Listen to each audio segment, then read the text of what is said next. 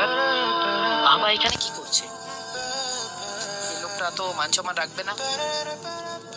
এদিকে আসো। তোমার কি মাথা ঠিক আছে? তুমি গ্রাম থেকে এই ড্রেস পরে আমার ভার্সিটিতে চলে আসছো?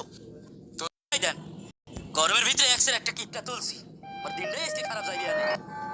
ওরে কেডা আসলো এখন? যাই তো।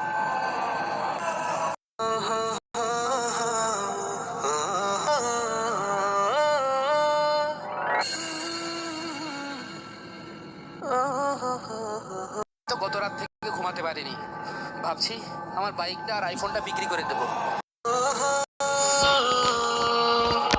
স্যার আসসালামু আলাইকুম। বলুন স্যার আপনারা কোনটা দেখবেন, টিভি, ফ্রিজ না এসি? গলা চড়িয়ে কথা বলছিলি। আর বাবা বলো না, ওই যে কি যেন একটা কোম্পানি থেকে ফোন দিয়েছে, ভীষণ না।